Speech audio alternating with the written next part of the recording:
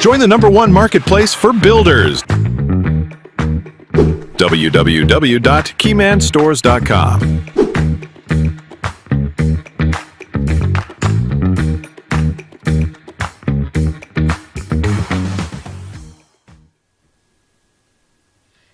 Good morning, great builders and amazing people. Welcome to this amazing, safe and smart space. This is Keyman Community Live. I am your host, presenter MKPMK. And of course, who else? This is the real deal, the big voice in construction. My name is Brian Jenga. Karibu sana tena. It's a Tuesday. It's a Tuesday. It's on a Tuesday morning. Tuesday morning. Yeah. Where are you watching us from? Karibu sana. Kama uko YouTube, kumbuka pale uko tuko at Keyman Stores live na mubashara kabisa kutoka upande wa Loilo.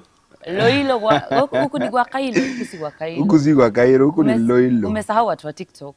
Watu wa TikTok karibuni sana. Actually ndio na login saa hizi tu kuangalia what is happening on TikTok. Karibuni sana and of course Facebook, if you're joining us, karibuni sana. This is Keyman Stores, and of course remember www.keymanstores.com is what has powered this. Yeah, and today we are taking it easy. We are continuing with our discussion, the one that we had yesterday with Lydia McKelvin, who is an end-to-end project manager. We were talking about having a strong community in construction. But today we've got an amazing person, you know. Nice. I think this person, okay, I don't want to spill the tea, but he's a master. You get what I'm saying? He's a master. Who is a master? A master? Yes. A master is an experienced professional. Mwenye ana provide the expert guidance. Awesome. Kwa hii maneno yetu, si ndio? Yes. So, atakuwa anatuambia mambo mengi sana, ladies and gentlemen, so msitoke hapo, just stay tuned and you can prepare them questions that you have for him na tutakuwa tunamuuliza hapa kwa show. Kabisa. Before we get there, shoutouts kidogo. Si watu wa Adelaide. Na nilishika hiyo jina. Watu wa Adelaide. Yes, and of course today we have some very good information for those of us who want to build from diaspora. Yeah. Diaspora, unajua tunaishi kusemaga, diaspora ni hapa ati US, US, yeah. UK, hizo ndio watu wanajua kama diaspora. Talk to me. Unajua Uganda is diaspora? Okay, so what's the definition of diaspora? Diaspora ni bora uko nje ya country. Bora uko nje ya nchi yako. Bora uko nje ya nchi. Okay, for example, in simple terms, I come from Nakuru. So if Nakuru was a country, then mimi niko diaspora sahi. Oh, na mtu wako Nakuru atasema uko diaspora? If it was a country. If it was a country. Yes. Okay, and the other way around. And the other way around. Amazing. So anyone, uko Tanzania, uko Uganda, uko wapi? Wewe uko diaspora. Uko diaspora. And of course it's always nice to have you here. And of course tunaweza anza na upande ile yenye tumezoea kama kawaida na itafuta hapa. Watu wa Adelaide si mnajisikianga sana. Tuliongezea. Usalimi watu wa Massachusetts. Massachusetts. Kesho, we will consider them. It is exactly 8 or 9 in the AM as at Riyadh. It is exactly saa 9 na dakika 39 pale Adelaide, and of course New York ni saa 6 na dakika 9. London ni 5:09. So kama kuna mtu anaamka London saa hizi ni mapema sana. Right. And then Nairobi it is exactly 8:10 in the AM. So good thing about this, I have some good information about you who want to build na uko easy upande za nje. The Keyman ecosystem ama Keyman Stores, ama ile escrow yenye iko ndani ya Keyman Stores operates in Kenya shillings. Now the good thing about this is you can now be able to exchange rates. Hey, today you've got knowledge. Vizuri sana. Hii ni point moja moto sana nilisoma jana na ilinibamba sana. Inanishow ati hata nikiwa tuseme for example natumia dollars, so I can be able to exchange rates zangu pale. We'll be giving you more information about this. Just continue to tuendelee tu na conversation, alafu pole tutakuletea pia guest mwenye ataweza kuelezea vizuri hizi vitu. I think we have Mr. Keyman this week. Yes. Atatuelezea vizuri about that. And of course, we are still talking about building a community in construction. Building a community, basically, we talk about Mimi and Monica coming together to help you now understand these few concepts. Tunajua, Alvin Jenga, kila siku anashinda akisema, yo mavitu yenyu sielewi kila siku. Oh, Alvin, don't worry, we got you by the way. Anasema, anaingiaga tu TikTok, anatuona live, but haelewi kitu yenye tunasema. So, haelewi kitu tunasema. I think I'll just tell you one thing. Yeah. Just follow the conversation. Unaona, hujaanza kujenga, bado unaishi kwa rental. Na bado hajasikia master akiongea. And still, we still have more and more people that are still going to come to the show. Yeah. And of course, if you are a supplier, service provider, na unataka kuwa featured on the show, it is very easy. Namba yetu ni gani? Namba yetu ni 0757539000. I repeat again, 000. Exactly. So if you want to be featured in the show, and of course you want to explain your product, ama unataka kutuambia what new invention you have in the product. Last week we were talking about invention. Yeah. If you want to tell us something new that you have and inaweza tujenga hapa, na sio kutujenga sisi peke yetu, it builds the whole community. You can always reach out to that number. Sema unataka kuja kwa show, share a few videos zenye uko nazo hapo. We are going to play for you a few videos zenye tunaweza kuonyesha how you can do them. Si lazima ikuwe professional. Just record na simu yako. And then once you do that, you can be able to share on that number and then utaileta. Kuna mtu anasema anajiita Amon, anasema hebu in just a minute eleza what you do before nilale. It's 23:13. Thank you so much. So the Keyman Community Live is sponsored by www.keymanstores.com. So keymanstores.com basically ni a market ya construction. So you can get fundis when you service providers, you can get hardware owners. Yes.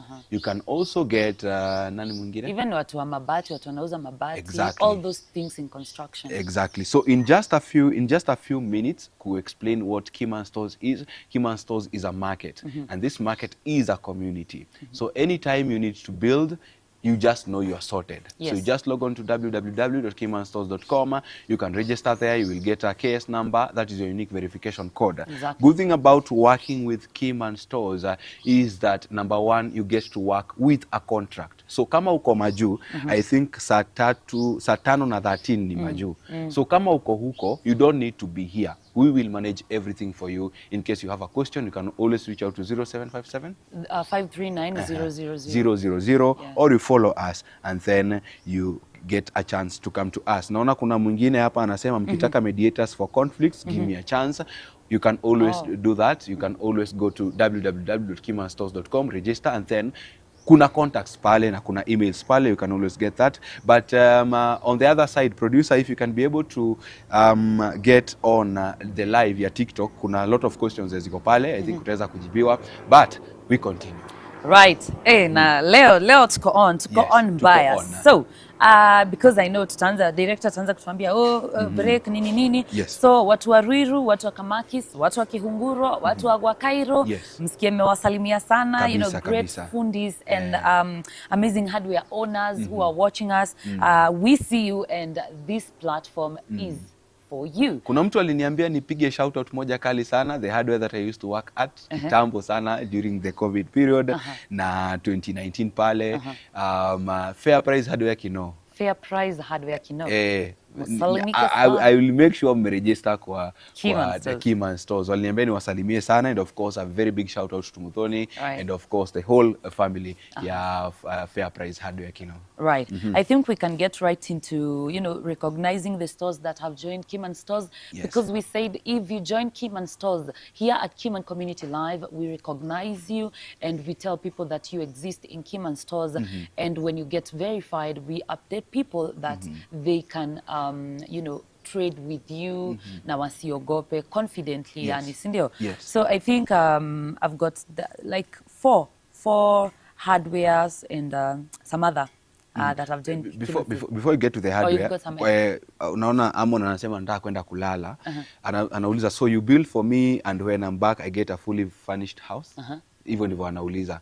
No, it is even simpler because once you log on to www.keyman.com, you get to control everything. Kama ni mafundi, wewe una communicate nao. Kama ni supplies zenye unahitaji, you get to communicate now. And you see, working with a contract is easy because you work on milestones. Yes. You understand? So mkisha set milestones, umesha identify ule fundi mwenye unataka. And how do you identify? Kuna the KS portfolio yenye iko kwa system. So you'll always be able to see huyu fundi amefanya kazi wapi, amedeliver wapi, amefikisha wapi. You understand? Na kama recommendwa na arifariwa na watu. Na kama amerifariwa na watu. So once you are able to work around that time period, nini umeweza kujitengeneza vizuri, you now communicate with them through the system. Kuna chat box pale, you get to discuss hizo prices na nini, unaweza pata architects, unaweza pata fundi, hivyo project managers. Exactly, project manager. So you don't need to really struggle so much because the money factor is already sorted out. Kwanza hapo kwa money nataka uambie sana because maybe they might be fearing, mimi niko majuu, ndaka nitume milioni zangu, alafu mnioshe hapa. Tell them how easy it is, you know, to send hiyo pesa inaenda wapi? Unaituma kwanza ama kunaenda aje? And in case you always have a question, please share the number. Yenye anaweza text WhatsApp, ama you can always DM us on TikTok. Follow us on TikTok and then tutaweza kukuelezea vizuri step by step na utaweza kuelewa what happens. And if you know any hardware yenye iko around na unaweza taka ikue ndani ya Keyman, because tunaongezea two sales basically. It's another market that is 24/7. So if you have something ama a hardware yenye unaweza taka ikue featured on Keyman stores, you just share the live with them and then they will get to understand. Pole tunajengana. Leo naona tunasonga TikTok. Tuko sawa. Guys, kwanza nimekumbuka hardware iko hapo kwetu. Inaitwa ya Mama Christine. Hi Mama Christine. So guys, we want to get right into the new stores that have joined Keyman stores. And kuna moja inaitwa Tanandi Hardware. Utanisomea case number so that we do it practically. You are, thank you. KS 261. KS 261. Yeah. Tanandi Hardware. KS 261. Yep. Kasimu kangu bwana kanakwama. I think we can continue. I can see Tanandi Hardware. So what I've done basically, umesema hardware, I've said the case number. Case number. So me search case number, and then I have the hardware here. It's here. The only one. That's unique yes, number. It's a unique. Yes, it's a unique number. Ndio hiyo hapo. Sijui kama mnaweza iona vizuri. Ndio hiyo hapo. Ni kamera gani? Sawa, no problem. Yeah, like tunasema tunafanya practically. Wacha sasa tumeshinda tukiconventionia. Yes, Tanandi, yes. Today we are doing it practically. Practically kabisa. Right. So Tanandi Hardware iko located at Goldstone House Combo, Munyiri, Nairobi, Kenya. You can view it on Google Maps hapa, alafu inakuonyesha services zao. Boards, safety, EPS, boards for finishing, and then about them, supplies and plumbing, sanitary, electricals and cabinet fittings, both wholesale and retail, plumbing service. Alafu location umeweka pale and then namba ya simu iko pale. So in case you need to a hardware na uko around your area, you just go and search KS 261 Tanandi Hardware. Right, that's amazing. Yes. There's another one here called Remix Super Center, KS 253. KS 253. Remix Super Center. Sijui sasa. Wana mix nini jamaa? Yes. KS 253. Yes. Ndio na search hapa haraka. Right. Remix Super Center, I can see everything here. Dealers in hardware, electrical paints, ceramic tiles, hardware store, location, Banana Hill off Banana Rainy Road, next to Family Bank, Karori, Kenya. You can contact them, they put their number there. And of course, please remember, even if they put their number there, it is always good to transact any type of business inside the platform. Because the first thing yenye unapata pale, you start a key contract. That is the first thing that you get there. So you start how to start a key contract, select a store, you choose a store, and then contract details, phases and milestones, which is very important because that is what says utalipa at what time, and then you review and submit, and then inakuwa as easy as possible. So always remember, even if they put their number there, always transact in the system, because in the system you can be able to track your conversation. Right. That's amazing. The very last one, you can look for 259. 259 case number 259. 259 and of course nikiendelea kutafuta unaweza waambia mbona tunatumia case number. Right. The reason why we're using KS number, ladies and gentlemen, it's because ni rahisi sana kukupata using that KS number. Why? Because the KS number only belongs to you. Kama yako ni 259, like this one is for Penny Gold Hardware. It only belongs to Penny Gold Hardware. Yani kila mtu akona yake. Kama mimi niko na 1, Jenga akona 2, Director akona 3, hiyo ni yako peke yako. Exactly. So that's why it's very easy to locate the hardware. Yes. Penny Gold Hardware, your one-stop hardware store for quality building materials, tools and fittings, reliable products, trusted services and affordable prices, all under one roof. Wholesale and supply store located in Gikomba, Kombo, Munyiri Road, Nairobi, Kenya. So if you are around that area, you can always reach out to KS number 259 Penny Gold Hardware, and of course you get their services. They put their number there, and of course it is always good to transact business inside the platform. For all those service providers na suppliers when you're ndani ya system, remember you can only transact if you have verified your account. Amazing. So as we go for the break, let's one more time welcome those hardwares that have joined Keyman stores. So ladies and gentlemen, we took a short break. We are coming back. Director anasema shout out. Sijui anamaanisha shout out. Unasema nini director? Jimso Tiles. Oh my Jimso God. Tiles. Oh my OCO. God. As we go for this short break, Jimso Tiles, if you're watching us, if you're listening to us, usikie umesalimika sana ukiwa pale Kiambu, we see you and we are looking at you. Tunakuja kununua tiles pale za kujenga. So we take a short break here at Keyman Community Live. I am presenter MKP MK. And of course, this is the real deal. This is the big voice in construction. My name is Brian Jenga. Tukutane after break.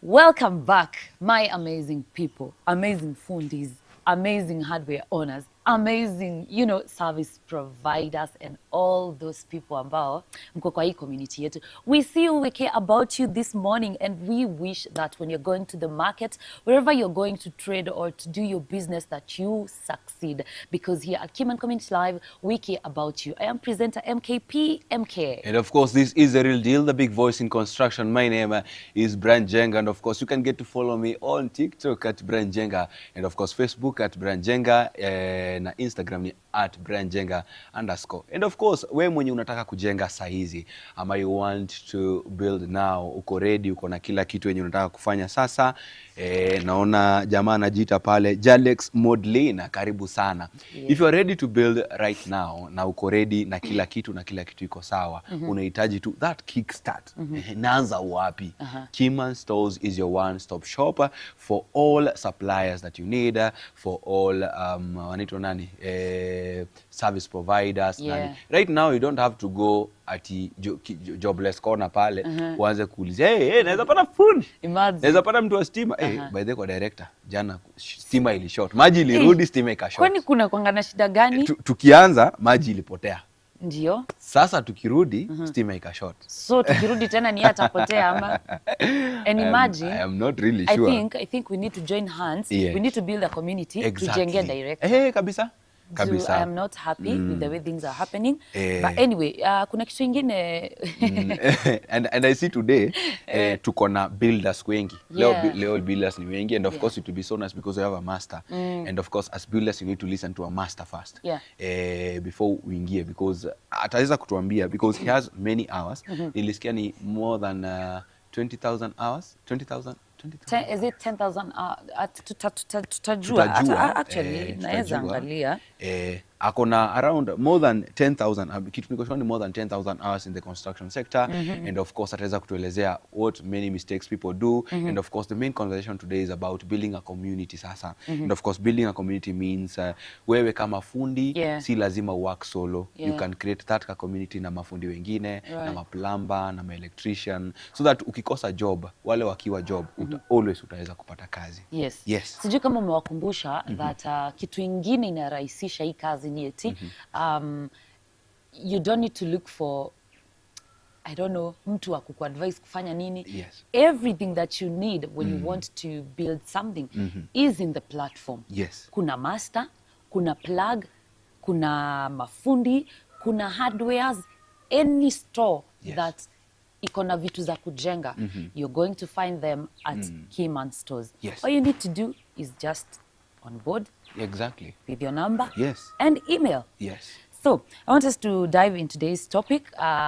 We want to, pave the way for the guest Kenya atakuja kutuambia our master for today.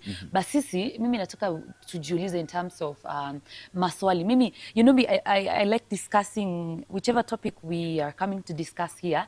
I discuss it a little bit with my friends nikikuja hivi, unaona. Nauliza hapo kiujanja tu. Hapo unaonaje nini? Tunajiuliza maswali hapo, anajua shapata maswali ya kuja kuuliza master bana. So our topic for today is we will be guided by this question: why do we need a strong, why we need a strong community of builders? Alafu pia mbona watu wanaji isolate? Actually, to make it simple, ukiangalia the title yenye iko pale YouTube, the main title is basically building together. A very big shout out to Jimso Tiles. Ameingia kwa live na ametuma gift. Ametuma gift pale. Tuma lion. Jimso atume lion. Amejoin fan club. So why is it important for Jimso Tiles to work together na fundi wa tiles? You understand? Why is it important for Jimso Tiles kujuana na fundi wa koroga ama fundi wa mawe? You understand? So that is the biggest question. Building together. And of course, building together, we are not builders. Mimi si builder. Mimi am just a vessel in the building sector. You understand? The same applies to you.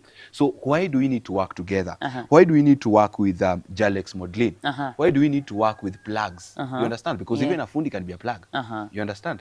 Even a fundi can refer na an. We are also plugs. Yes, we are also plugs. Actually, the number one plugs. You understand? Exactly, Wamaju. By the way, come on, Wamaju. Reach out to me. Okay. We are sorry. You understand? Why do we need to bring the fundi pamoja? Na mjenzi pamoja? So what comes into play? Lidiema Kelvin alituambia working together makes work easy. Na inafanya kazi na work vizuri. And of course, if you're joining us right now, remember this show is always live each and every day of the week from 8 a.m. to 10 a.m. And of course, we always have good vibes and inshallah. Yes, good vibes and inshallah. And of course, we always talk about these things. You can watch it as an entertainment. You can watch it as a learning process. You can also watch it because presenter MK is here. Yes, you can also watch it because the biggest voice, the real deal, the big voice in construction industry. Yes, the big voice in construction industry. And of course, if you're following us live on TikTok, maswali naona zinajibiwa pale na producer. Unaweza kuangalia pale. Naona Jalex Modlin umejibiwa, naona nani mwingine huyu yake ni ngumu, majina ni ngumu. Naona ameambiwa we call important people like you masters, karibu sana Keyman stores. Ule mwenye alikuwa amesema nataka kuwa master, you can always come, but you need to have a case number so that you sit on this seat. Jalex Modlin, good morning. Who else do I see? I see many people. But karibuni sana. Thank you for the likes. Thank you for the people who are watching. Tunaweza endelea. I was asking myself this question now because we have a master today who mentors young builders. Like, okay, I know we have a master and you might say that, see, you have a master, but apart from masters, unajua sisi tunaweza sema as we are journalists, tunaweza sema we see those, we look up to... We look up to those big people. Yeah, but now in construction industry, hata sijai, leo tu ndo nimefikiria, who mentors them? Okay, is it older fundis on site? Are they learning through costly mistakes? I think hapa niko na experience. Yeah. Na the biggest experience niko nayo, niko na experience mara mbili. Yeah. Working in a hardware store, and of course working in a construction sector. Yeah. Okay, for backstory, kwa wenye wanatujoin leo. Right. Right after finishing Form 4. I am not that old. Director, skiza hii story. Right after finishing Form 4, Yeah. well, you might say, ulichimba. Ulichimba. It's the word. But I think I knew what I wanted to do mostly. Yeah. Na, of course, moving from Nakuru to Nairobi, ni mbali kama una fare. Oh, yeah. So when I got to Nairobi, I got to work in a hardware pale. But before I got into Nairobi, lazima ningetafuta fare. So nilienda kwa mjengo. Niliwork kama water boy kwa Koroga. Alafu I'm not laughing. Ni sawa Water tu. boy, I'm not laughing. Niliwork kama water boy kwa Koroga. Yeah. Alafu nika work kama mtu wa mkono kwa plaster. So those are the things zenye nilifanya sana. Yes. So ndio ni learn, of course I had to look up to people wenye walikuwa juu yangu. You understand? For me at the time, those were masters. Yeah, exactly, because mtu mwenye amefanya kazi for many years, huyo ni master. A very big shout out to Baba Mambo from Nakuru. Alinijenga sana. So yeah, you see that one. Yeah. And then when I came now to work in the hardware, I found now people wenye wanajua kubeba simiti. Unajua kubeba Oh my simiti? God. Simiti ni rahisi sana kubeba. Inakuanga na nini ngapi nione kama 50 kg. Guys, I didn't say I'm 50 kgs. I didn't even mention numbers. Yeah, so I worked there. I remember tulikuwa tunabeba simiti ka 1500 kutoka kwa lori, kutoka kwa trailer, kieka kwa store, kutoka kwa store kipeleka kwa site. Yeah. And it was always fun to work there. Yeah. And I think it played a very big role for us to be here. So basically when you talk about masters in this case, ni wale wase wenye wamekufunza kukaa kwa hiyo area. And of course today it will be so nice to now build together now with a master mwenye anaweza kusaidia. Something else also to remember, a master ni mtu ambaye anasaidia na conflict resolution. We always talk about using contracts ndani ya platform. Yeah. So in this case, if the contract terms are not agreed, na umepiga claim pale, remember you can only transact in Keyman stores if you have a contract and if you're verified. Exactly. Tuko pamoja mpaka hapo. So you have to have an account pale hivyo ndani ya Keyman stores. So in this case, if there is a contract resolution that needs to be done, a master is a very important person pale ndani ya Keyman stores na ataweza kukusaidia. Remember, you can always follow the conversation live on Keyman stores, and you can always follow the conversation live on YouTube, TikTok, and Facebook. You know, I feel so honored. I feel so, just honored because I'll be talking to a master. Yes. You see that? You see me building sooner? Yes. Yeah. Kabisa. And I also want us to ask ourselves another question. Why would someone want to operate alone? Or why should a builder think that they can operate alone? I think wahenga hawakutudanganya, hawakutupaka mafuta kwenye mgongo wa chupa. Walipotuambia nimesahau. Umeitoa mbali. Saidieni hapa. Saidie. I think I'll say it maybe in my own terms. When people come together, and I think you've experienced this firsthand. Yeah. Of course, working with you, and of course, working with the crew, pamoja. Yeah. When people come together, great things happen. Director niambia niseme ujina, nataki kusema ujina. But a very big shout out to Alvin Jenga, a very big shout out to Pastor Michael Njoroge, and of course, a very big shout out to Marlon Mtunji, super director. Yeah. Tutakuwa naye hapa. Of course, yeah. So it's always nice to work together, and of course when people come together, great things happen. And you see, when we have a builder mwenye ako pale ametulia, anahitaji kujengewa pale, you see, I think hii ni kitu yenye imebidi come into close contact nayo. Yeah. Hii ni kitu experience. See it in your job. Experience. And of course you always know mtu ndio akupe pesa yake. Lazima usolve problem yake. Exactly. You understand? Yes. And of course, producer utuambia, people are willing to pay top dollar for you So to long as- deliver your service. You understand? Yeah. So if you know your service is very nice and you know someone else's service is very nice, why don't you come together? Form that community. Yeah. Mkue community ya watu chwani ndani ya Keyman stores. Yeah. You understand? And of course, you're going to get great deals pale ndani. And of course, it is going to work very well for you. And of course, remember, this is Keyman Community Live, brought to you courtesy of www.keymanstores.com. And of course, remember, you can always earn an extra income if you become a plug today. Tuambie kuhusu kwa plug. Kwa plug, hey jamani, if you want to become a plug, if you want to earn an extra income, hata wewe bado kwanza, si plugs wanakuanga na case numbers pia. Kabisa. First step pia ni ya to DM, tuambie hi, nini, hi presenter kwa Keyman Stores, I want to become a plug. After that, utakuwa onboarded kwa Keyman Stores.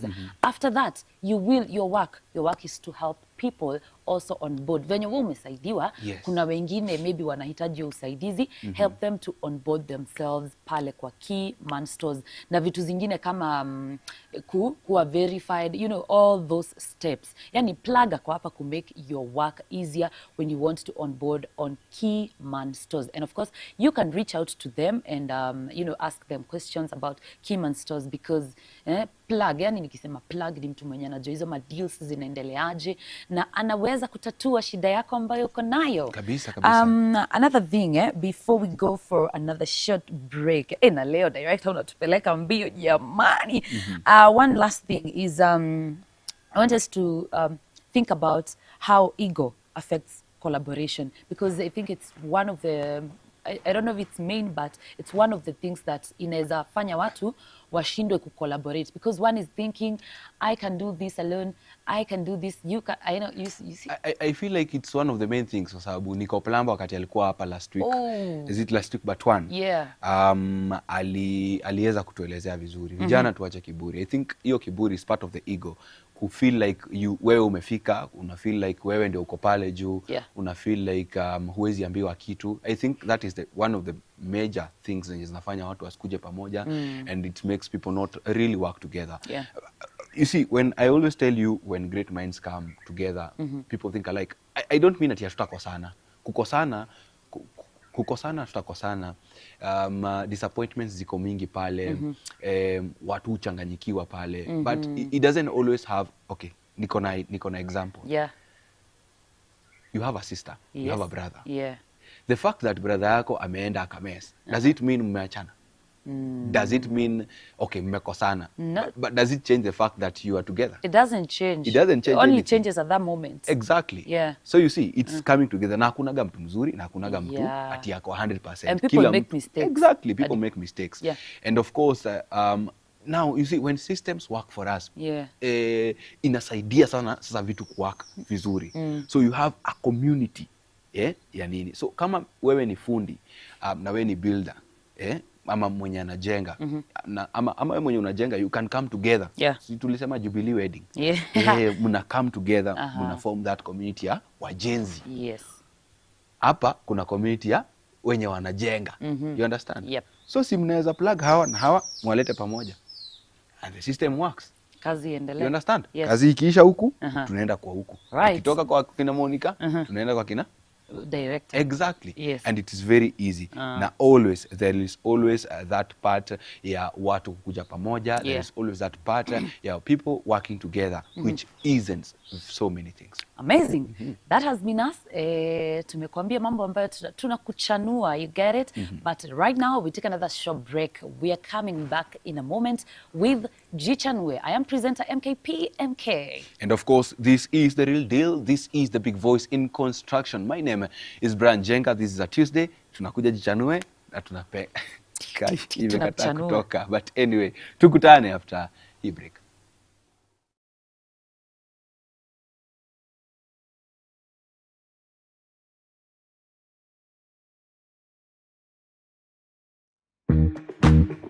Join the #1 marketplace for builders. www.keymanstores.com.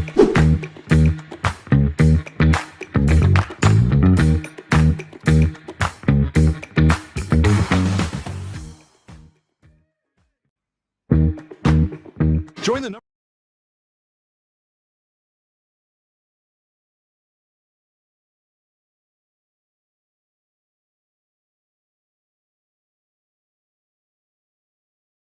Keyman Community Live. This is Keyman Community Live, of course, brought to you courtesy of www.keymanstores.com, where we buy safe and, of course, we build smart. Welcome to this safe and amazing, safe and smart space for building. When you see me alone, you just know this is Jichanue. And, of course, Jichanue takes a better step. Kidogo tu. Makosa imefanyika, ndio nakumbuka director aniambia kichana haiko kwa kichwa, lakini tuko sawa. Au sio? A very big shout out to Jim Tiles pale Kiambu. Karibu sana. And of course, for all those who are following the conversation live, karibuni sana. This is Keyman Community Live. Now, what is Jichanue? If it's the first time you're joining us on Jichanue, we get to give you real deal experiences ama real deal examples ya jinsi unaweza kutengeneza, kuseva ama kufanya kitu different from what other people are doing. Remember, the market is huge, but it is only a different thing that you can do. Ndio itasaidia. Director huko ananipigia kelele bwana, waambie wapunguze kidogo so that we continue vizuri na Jichanue. So, acha tujichanue leo. We're talking about building together. And of course, we're talking about making that extra income. Remember, life is not really easy on the other side, but you can always make an extra income na unaweza kujijenga. Something else that we are also talking about is that many builders, many fundis think to make more money, kutengeneza pesa mingi, it needs you to increase the prices ya services zako, ama it needs you to work more. Well, you can always work smart. And how do you work smart? Having your portfolio online, having your CV online ndani ya Keyman Stores helps you to work better. But you can work even extra better ukiwa na kitu ambacho kinaitwa a community. So what is a community in this aspect? So leo kwa Jichanue, most builders operate in isolation. That is something that we have always noted. Every job feels like starting from zero. There is no structured referral system, no compounding reputation, and no income pipeline. This keeps builders hustle mode instead of growth mode. Yani, uko tu solo, umetulia tu pale, hata ukikosa kazi umekosa, maybe uende pale jobless corner, ama utulie tu upige simu mbili tatu, but it's always not enough to have that. So how do you go about that? Getting into Keyman Stores itakusaidia kuweza kupata case number za watu wengine pale. So you can always reach out to them, introduce yourself, ni aje, mimi naitwa fulani wa fulani, nafanya hii kazi, na ukiwa na kazi unaweza pata. If you talk to 10 people, niko sure, quite sure, at least 3 or 4 wataweza ku get back, and of course you're going to create that. So inside Keyman Stores, every store has a case number, every transaction is traceable, every verified store builds reputation, every satisfied client becomes future leverage, hidden truth.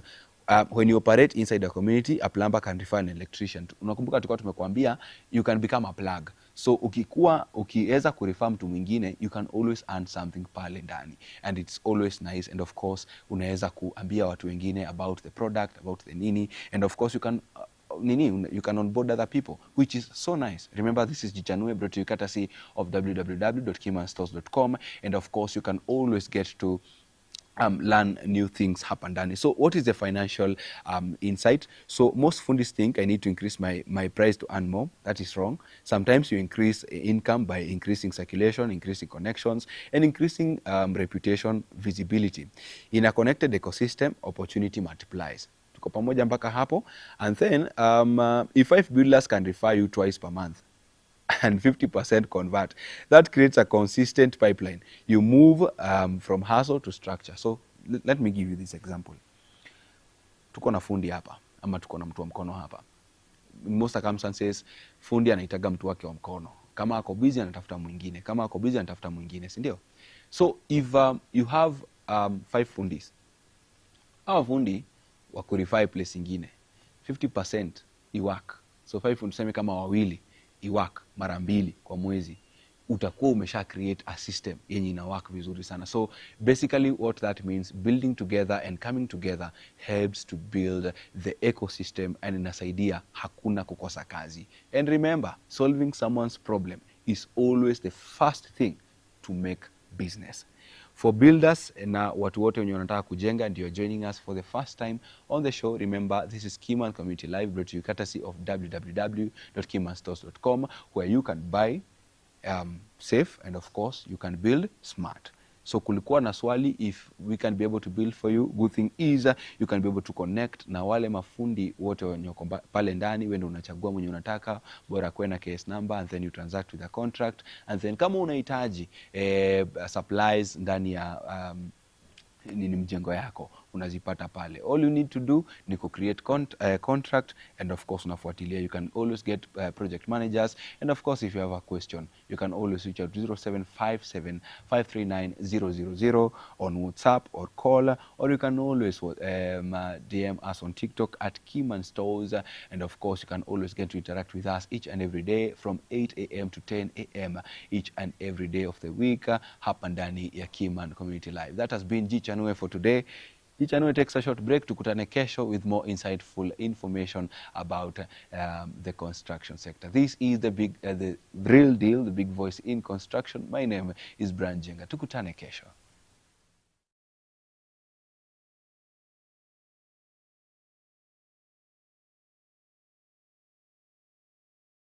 To you in the language that we talk, right? Takuongelesha sheng, itakuongelesha vile nataka. And it also can be able to understand even the local lingo for iron sheets and mabati, so that it can be able to quickly be able to ask, if I'm building that gazebo, what will I require?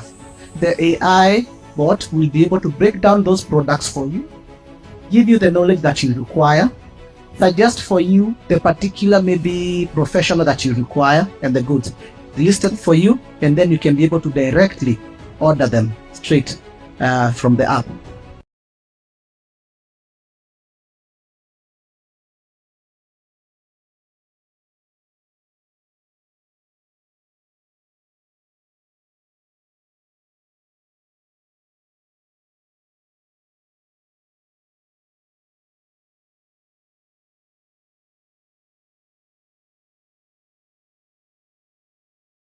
#1 marketplace for builders. www.keymanstores.com.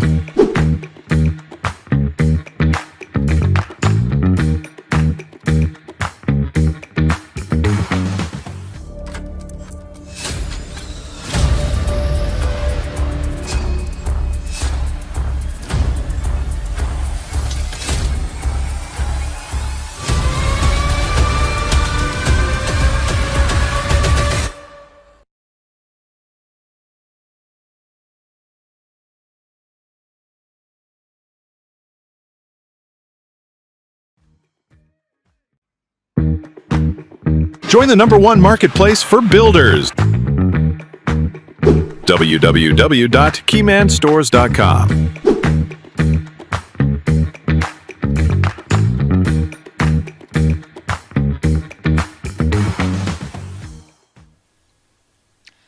Welcome back, amazing people. This is Keyman Community Live. This is a safe, smart, and of course, a safe and smart space, Keyman Stores. But this is Keyman Community Live. I am your host, presenter MKP MK. We've just listened to wetu Jichanue. Ametuambia mambo mbili tatu, lakini hayo ni yenu. Nyinyi hayo shikeni mkiwa peke yenu, sawa?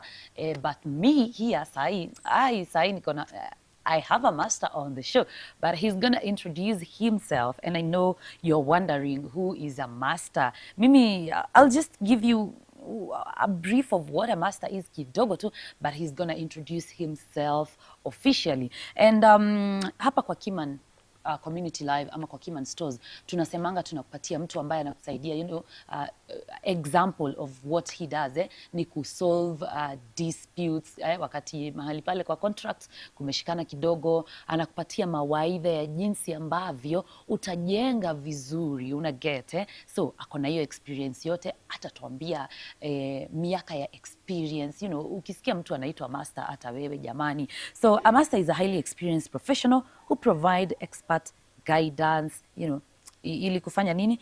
Kushape the future of construction. Na sio tu ati guidance tu hivyo. Tatuambia ni gani. So, ladies and gentlemen, allow me to welcome our guest for today. Si mpige makofi kidogo. Hello. How are you? I'm fine, thank you. How are you? Very well. You well? Very well. Karibu sana Asante. ndani ya Keyman Nashukuru. Community Live. Yes. Naomba uangalie hile kamera, uambie watu jina lako, uambie wewe ni nani. Yes, tuanze na hapo. Mi naitwa Alex Wainaina, and I would say the reason why I think I was invited is because my background is in 3 areas. The first area is that I was a IT professional who moved away and became a trainer for personal development and leadership. And in that training, I also did a lot of business studies, was involved in business writing, plans. And then I came to understand that at a certain time, a lot of businesses fail, not because they are bad businesses, but because maybe the system, or maybe the product, or maybe the leadership itself. So in the training arena now, you also get to be a consultant. And one of those areas was in the construction industry. Not really as a constructor or a contractor, but writing a business plan to bring in the money for the developer so that he can carry out the work of doing the development he was looking for. And that's how I came to be exposed to the construction industry. And I realized there's so much that can be done. But then now, constantly having to train the people in the industry on management level, on financial part, on the people, personal development skills. That's when I think now it culminated in me going to become a mediator. A mediator. So I'm a certified public mediator, meaning that whenever there are conflicts in between, and many of them also appear in the construction sector, their personal areas, I am also able to mediate. So I would say the reason I got invited was because the background of construction for the last 15 years, not actively constructing, but in real sense, I was able to be in the background of those who are doing the development of housing, apartments, and then also selling them. So this gave me a background where I can now say, yes, maybe that's the reason why Keyman stores and looking at the construction and community said I should come and meet you. Yes. That's amazing, Mr. Wainaina. So how long have you done all that? I worked for Coca-Cola for 14 years. Whoa, 14 good years. Yes. Coca-Cola alone. Alone, yes. Jesus Christ. Can we just pause and, reflect? 14 years for Coca-Cola alone. Yes. Continue. Then I went into training. Yes. So training in personal development and leadership, management systems. And that also took, that was together with the training. So it's not like I did one and left the other, but they were concurrent. So I was doing the training, and at the same time now I was able to be involved in business systems, and being a consultant occasionally. So those two are working together. Now that's another 14 years. So you said you are a certified conflict mediator. Not conflict. You said? Certified mediator. Certified mediator. Yes. And right here at Keyman Community Live, we're calling you a master. Yes. What other things do you do apart from, solving disputes whenever people have them in terms of contracts? What else do you do here? You see, I sit between for example, I sit between the contractor and the developer. Because the contractor and developer sometimes might not really see eye to eye because the developer wants the project finished. The timelines are with the contractor. He knows exactly what is required. Yes. He gives a timeline, and then when the timeline is not met because of certain contingencies, for example, if the materials are not available at the time the contractor needs it, definitely the time he had said he is going to finish the project cannot be finished. So the next thing you have people saying, you are delaying because I have promised people to get into these houses, or I'm supposed to be selling them by now, but it's not finished. Or if it's finished, there are certain things that were rushed. So you will always find a reason for people to sit and Sometimes they even quarrel about it. Yes. And certain quarrels end up in court. Yes. So now the judiciary in Kenya, in its wisdom, decided that some of these conflicts could be mediated. Yes. And that's how I also attended that course and became certified. Yes. Amazing. So our guiding question for today's topic, we are asking ourselves, why do we need a strong community of builders? And that brings me to, my first question, because there are people who want to isolate themselves in this community that we want to build. Yes. So why do you think construction industry operates in isolation sometimes? It is brought in by most, and this is my opinion. Yeah. I could be wrong.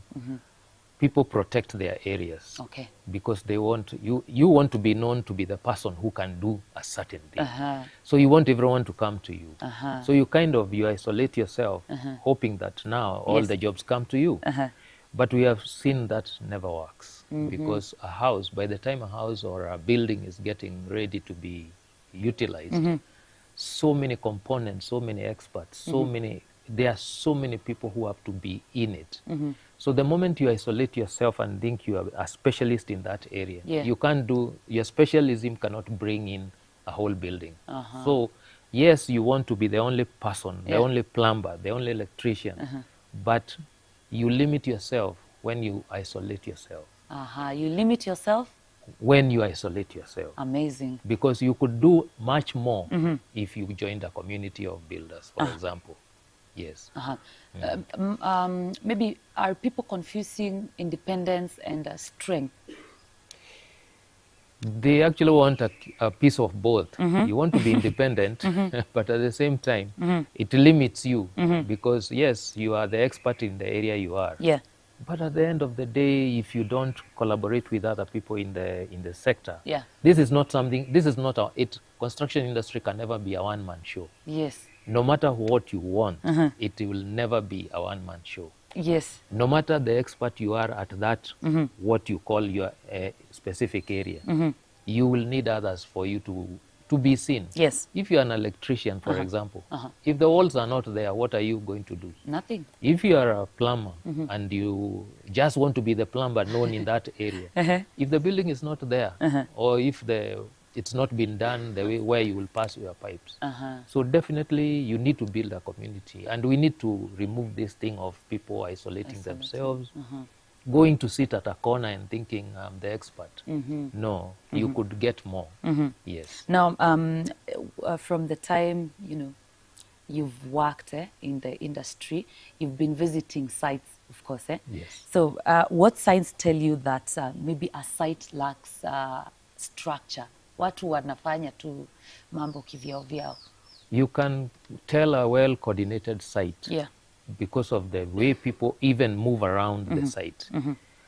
You see, if constantly people are at conflict, you are trying to bring the stones up and other people are trying to bring the mixers, the machinery.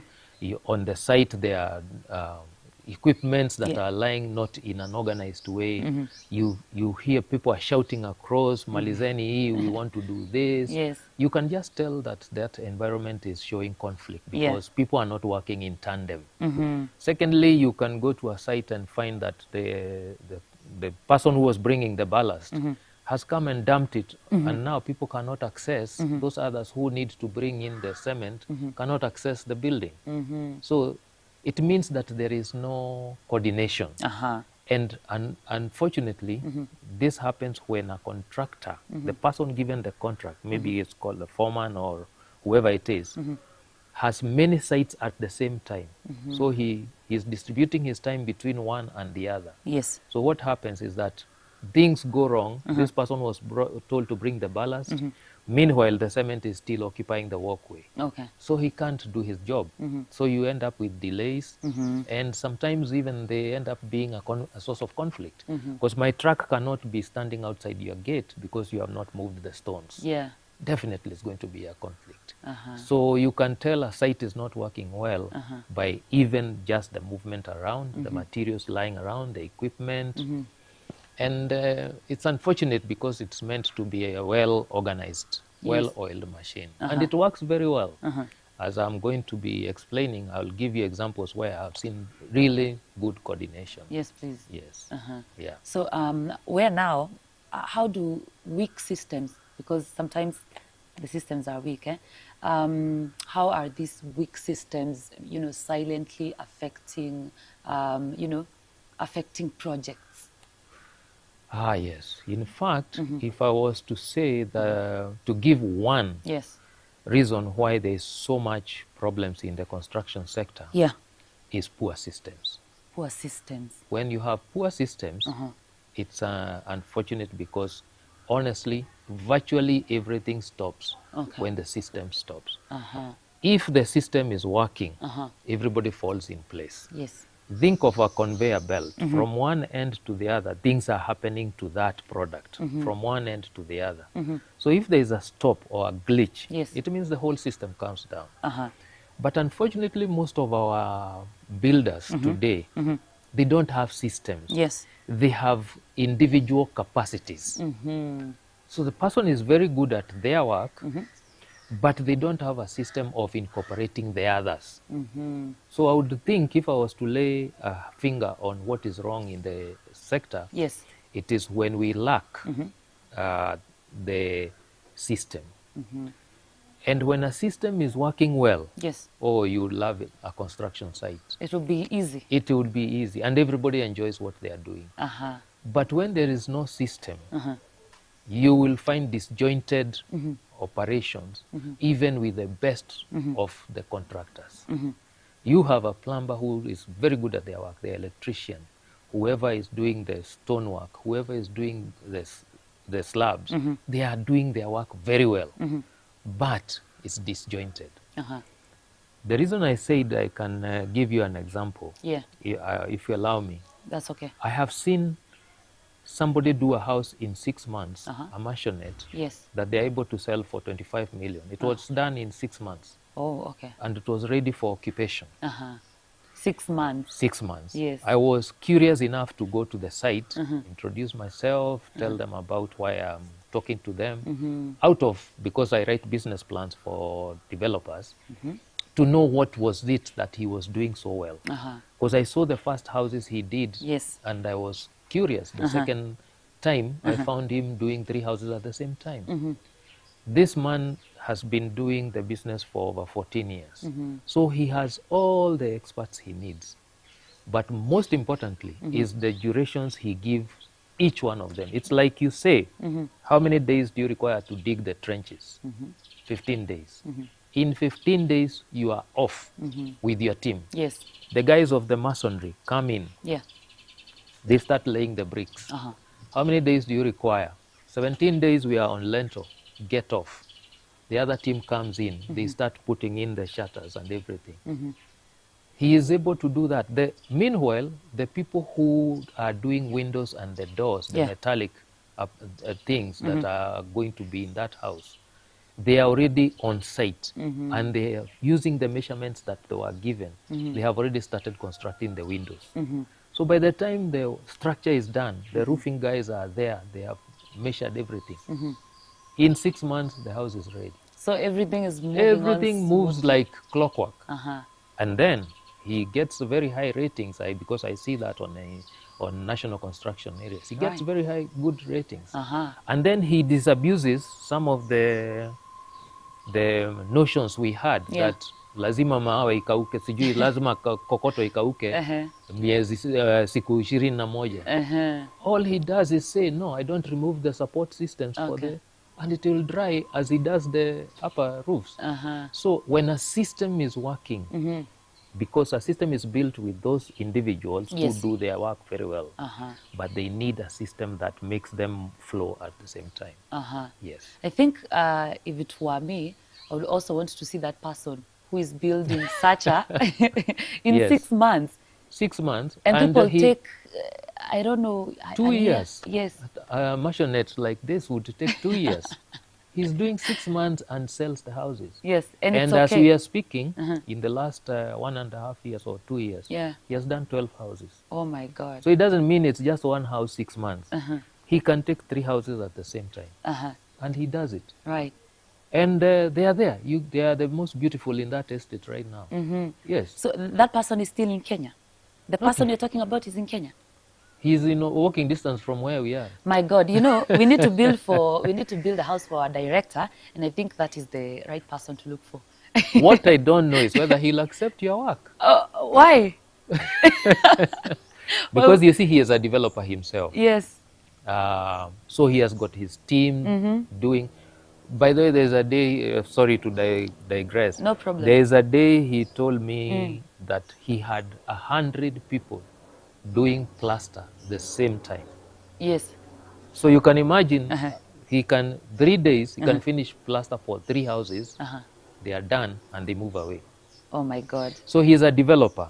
So I don't think whether he would take individual work, but let me not speak for him. It's a person you can meet. Okay, but I think it's also good that asikie tumemtaja and on board kwa Keyman stores. Get a case number. By the way, when I came to know about Keyman stores, that was one of the people I thought I would introduce to. Yeah. Because he can lend a lot of, and I'm sure he's a easy-going guy. Yes. In fact, mkipatana naye utampita. But that guy is sharp. Tutamtafuta. But he's a former architect. And then now he's able to bring the team of structural engineers, mechanical engineers, the foremen, the experts in different areas. And they all work now together very well. Amazing. Is it okay if you mention his name? No, I wouldn't do it without his consent. All right. I wouldn't want to. That's okay. Yes. So talking about this isolation thing, Yes. I know it's costing us. Yes. You know, people isolating themselves, it costs us in different ways. So how it affects AG standards with everyone working independently?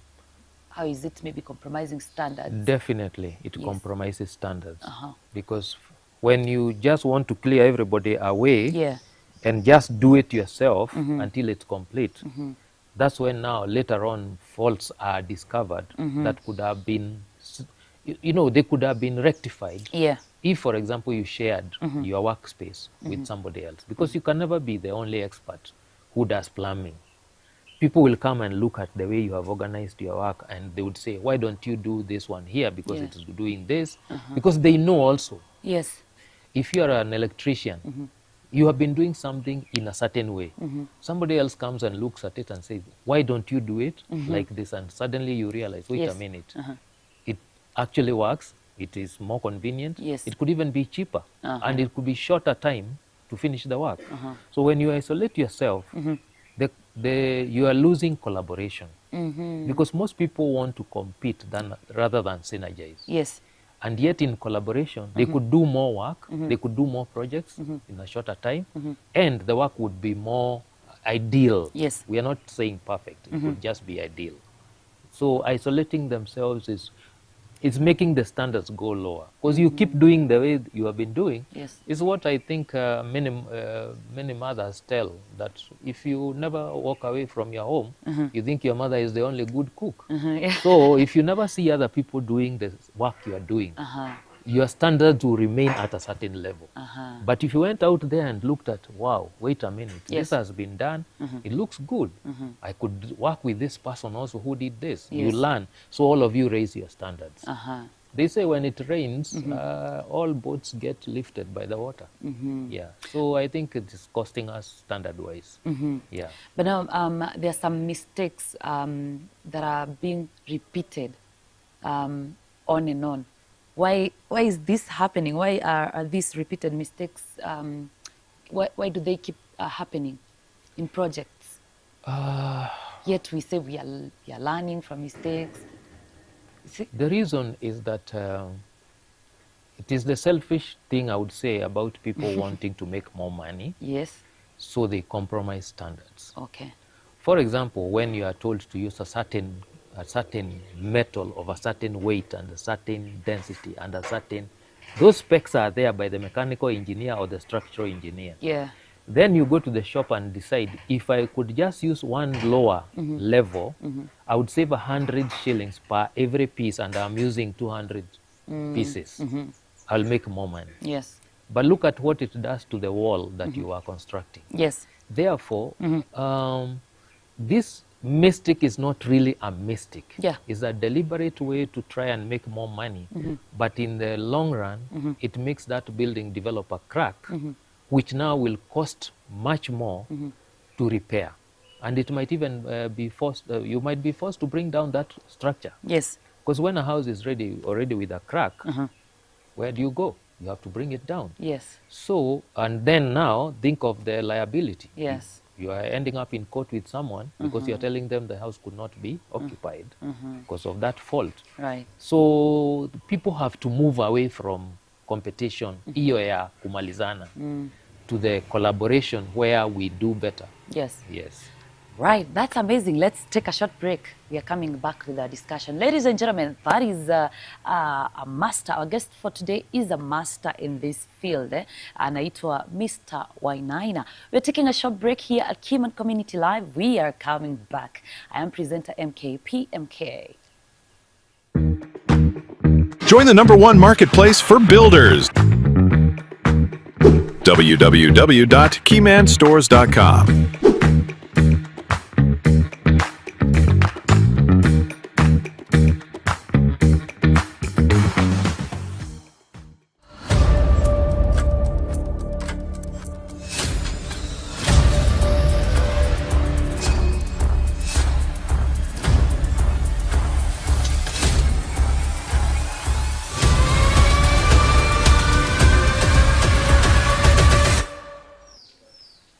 My amazing builders, tumerudi. Nimetoka kukunywa maji. Nilisema leo lazima niseme niletewe maji. Producer, director, camera person, you take care of me because, you know, yeah. So, director, Brian. Camera person, sahi camera person, kuna mwingine, anaitwa mtu ajichanue, Brian Jenga. Alafu kuna mwingine anaitwa Blessing. And of course our producer, Mr. Keyman 001. Asanteni sana, mmeniangalia vizuri. Maji nimepokea. I'm ready to continue with this discussion with our amazing guest, Mr. Wainaina. We've been talking about why we need to build a strong community of builders and why should we not isolate ourselves, or why is isolation happening in this field? You get it? So, wacha tuendelee na discussion yetu. Mr. Wainaina, tulikuwa tumefika hapa kwa isolation, and you've seen disputes about money. Maybe not necessarily kwa construction or anything, but there have been disputes about money. Oh, pesa ilifanya. So now we talk about builders now. How does this damage? How does price wars damage? Even the industry long term. Unfortunately, it happens. Yes. And it's a fact of life that everybody wants to make more because everybody has their personal needs and ambitions. Yeah. But when we enter price wars, it compromises, for example, now the standards as we have just mentioned. Yes. Secondly, all of us now operate at a level where we might not even survive in the industry. We might find ourselves unable to do it.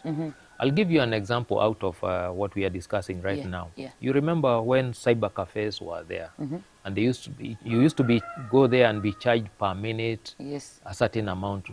People started with... Which year was that? Sorry, who am I speaking to? Oh, sorry. Yes, you might not relate. Anyway. So cybers used to be, you get charged according to the number of minutes you spend on the computer. Yes. 5 shillings was a standard. People dropped it up to 50 cents per that same duration. The next thing, all the cybers had to close because they couldn't operate. Yes. So the same thing happens when a plumber or an electrician or a contractor decides that they are going to undercut. Instead of competing on a certain level where they will also survive, now they want to undercut so that they get more contracts. Yes. But they get the contract to do the work, Yes. but they can't survive. The work now is no longer paying them. So that competition drives all of you out of business. So price wars, whether it is in the materials or in the actual work that is being done, is very expensive and it brings people down. But look at other people, they say, I charge this. and I will deliver this. So people see the value rather than the cost. So somebody will say, and I think I'm a student of that. Whenever I see two items that are supposed to do the same thing, I look at the specifications, they are the same. But this more expensive one, and this one is less expensive, I would rather bargain on the more expensive, but get the best. So when people undercut on pricing, they drive each other out of business. And then you undercut, and somebody wonders, why are you charging me 25,000? And somebody is saying the minimum they can do is 40,000. So it means there is somewhere you'll cut corners. Yes. Because when some two people have quoted 40,000, you come with 25, I can only say, I know utanitumia substandard material. Yes. Kama ni waya utaenda kutafuta ile cheapest, yengine haijakuwa certified. So I will refuse your work. And that's how, no matter how much you undercut, at one time you lose work. Yes. Because people will be suspicious about your pricing. So the price undercutting, first of all, drives all of you out of business. Yes. Secondly, people become doubtful about how corners you are going to cut so that you adjust to that pricing. So sometimes you might think you are undercutting so that you get more work, but people might switch you off. Yes. They say cheap is expensive. Cheap is very expensive. You bring me a cable that the next thing is blowing my equipment. I have lost more. Yes. I would rather buy the more expensive one. Yes. Amazing. You have been to mentorship programs in this field, maybe? Have there been mentorship programs? I would say when I worked for a housing company that was buying and plots and building houses, yes, I've been on to those sites, and I could see contractors have people who they were saying they are showing the work. You see, people could come out of college, for example, TVET colleges, and they have no work experience. So they would be taken up to wanasema ni mtu wa mkono first, but after like maybe a year, huyo mtu anaweza kujifanyia hiyo kazi yeye mwenyewe. So yes, it is not a formal mentorship. It's an informal one, just like in garages. You'll get some young man come to the garage. First of all, he is just sent for equipment, wash this, go buy this, adjust this one, unlock this one. So the same thing happens in the construction industry. You'll have people working under now the plumbers, the electricians, and so forth. They learn on the job. While there is another group that comes from colleges and they are able to be attached to someone who actually does the work. But it has not been formal, unfortunately. And then secondly, but I do think I saw the last 4 years, the ministry, I don't know, the one responsible for TVETs, has actually started a certification program where somebody is very good at work, but they have never been to a formal college, so they have no certificates, but they do the job perfectly. I can give you an example with my car. One time I gave some experts to paint the car. The car color did not come out right. And I was not satisfied. I decided to scrap the whole paint work again and have it done. The person who brought the perfect color out could not read the label in the Mutungia paint. He was an expert who had never been recognized by any certificate. But he beat the guys. He brought out the color completely well. Those were the days before they brought the computer to adjust the paints for the spray work. So what does that mean? There are people who learn on the job, but there's no formal mentorship area. But now people are trying also to make that happen. The ministry also of education is also trying to certify people who know the work but have never been in a formal place where they get a certificate. Yes. So you think there's a need for maybe...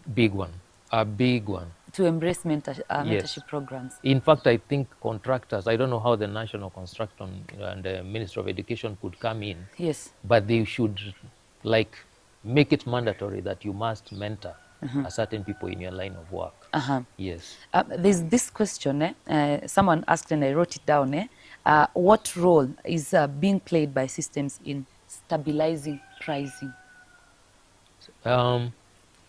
That's interesting because the systems are systems really to bring in, to stabilize. Yes. Or systems are to improve the workflow in an area. Yeah. For example, a construction site. The system itself is built by people who believe that if they have that system, it makes things much easier, more profitable, and lower cost, lower duration. You know, all those things come together. Yeah.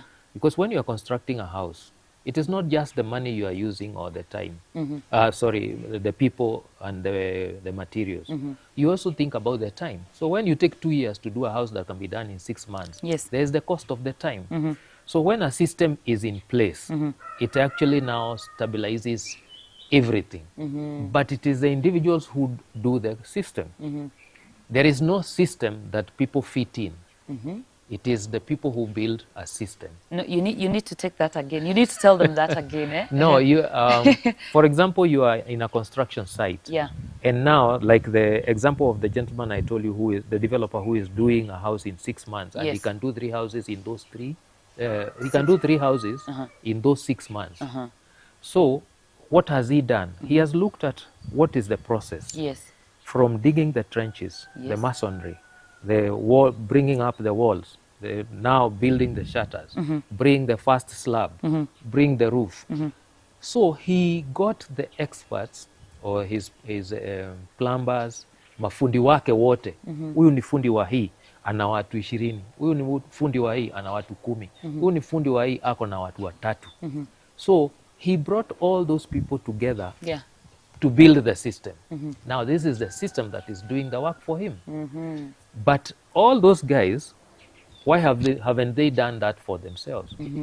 You would say, okay, if you know that a house requires A, B, C, D, everybody should have a system. Yes. But there are those now who only look at the narrow area, and I think that's what you were talking about, people isolating themselves. Yes. Wewe ni fundi, you could bring other fundis with you to build a system that you use to do housing. But now when you just think about me, I just want contract hapo, contract pale. At the end of the day, you cost yourself. You could have gotten more jobs if you had brought collaboration with others. I'm an electrician, you're a plumber. Why don't we work together? Yes. Yes. Yeah. Mr. Manena, I'm thinking about leadership. How does leadership maturity look like in practice now in this industry? Because maybe some people are thinking that, you know, the leaders are the architects, the big. How is it in practice? Yes, I think that's interesting because you always assume that the most learned person is the leader. Not all people are leaders? No, no, definitely not. And there are those people who will do their job very well. Yes. But they will never lead a team. Oh. Yes. Okay. They could even be the expert in, it could be an electrician, for example. He is the best in that business. But give him 5 people to lead, and it's chaos. Another person who might not be such an expert comes on board, and he can be able to marshal the powers of this one, powers of that one, powers of that one. So leadership, therefore, is an individually built capacity or even learned, and that maturity is also not by age. You could have a very young person who can actually bring in the work to be done in a shortest time in the best way possible. So leadership, and they say things and businesses fail or succeed on the strength of leadership. Yes. So the personal individual input into the system, because the system is made up of very many individuals, the personal inputs are very critical. And therefore, the question you have asked is, it is so critical actually to have good leadership in construction sector, because they see the capacities of the people working with them, they see the system, and now they know what timelines are we going for. Right. So definitely leadership is critical, and it is not necessarily an expert in that area. Look at a hospital, for example, if we move away from the construction sector so that we understand. Some of the best managed hospitals are not managed by doctors. They are managed by administrators. Amazing. But they're able to bring the doctors with all their powers and their capacities and marshal them into a team that actually provides the service that the hospital requires. So the same thing with the construction sector. Bring in a person who looks at the whole thing. And that's what I learned in the housing project I told you about. Yes.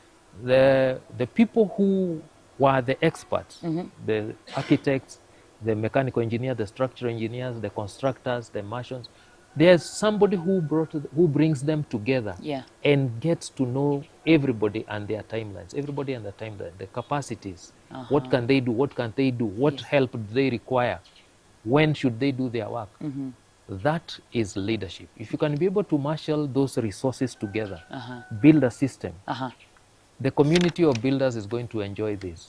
Yes. Now, because you're talking about leadership, there's this question I've been, wanting to ask someone, now, especially a master. Let me just say a master. Yes. You said that leadership doesn't necessarily need to come from a big person, a professional. Yes. It might be even, younger than that person, but I'm providing bigger solutions than him or her. So when we get to the construction site, you get there that person who is more experienced, and then there's, let me give an example of a Gen Z. You know the Gen Z, Yes.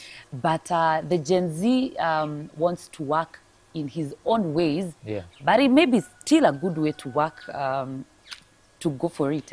But the experienced person now, he says that he nayo aiwezi, you have no experience. So you as a master, how do you solve that? In fact, that is now the person at a higher level is supposed to actually come between this Gen Z and the experienced person. Yes.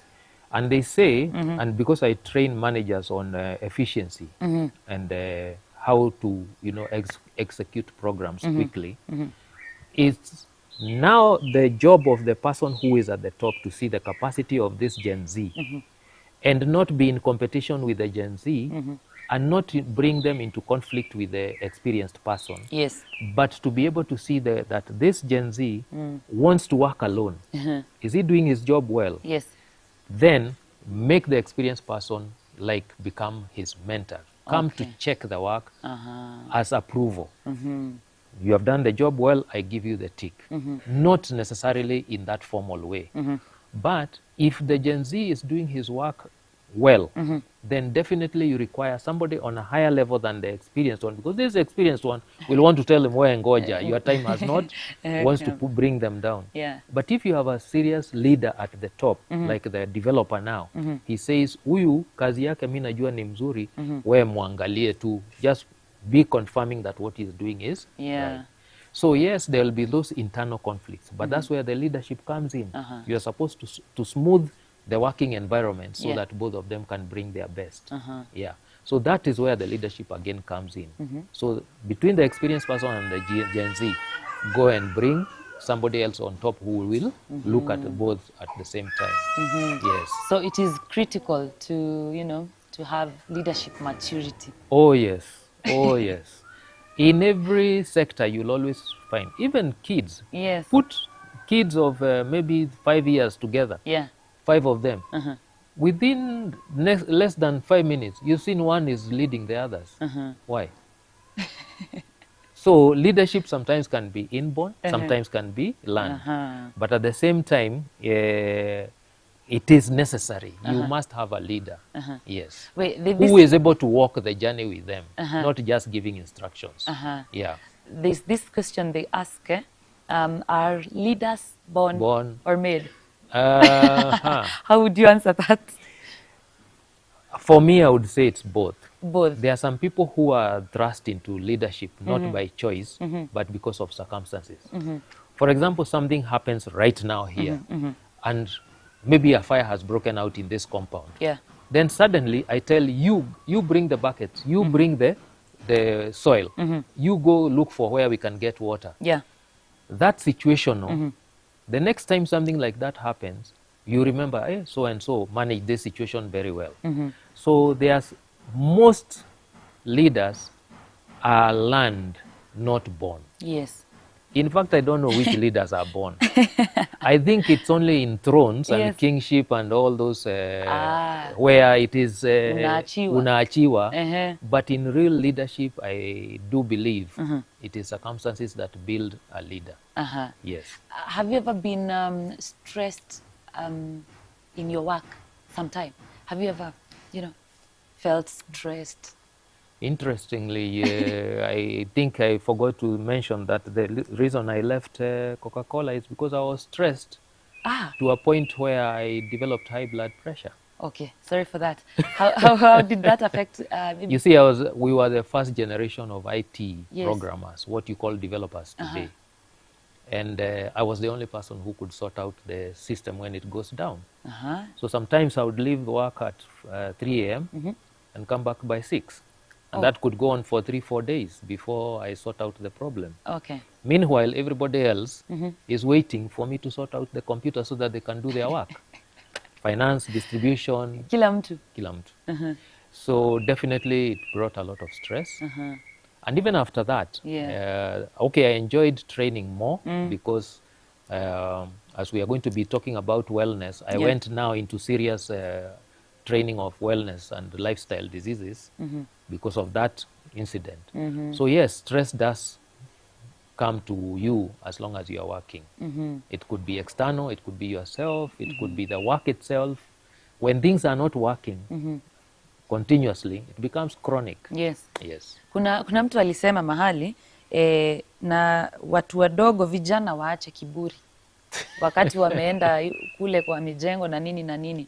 Vijana wako na kiburi ama what do you think inaendelea? You see, having training managers, I train managers on how to handle. We started with Generation Y, forget even Z right now. Managers could not handle the Generation Y. And one of my topics used to be how to handle Generation Y.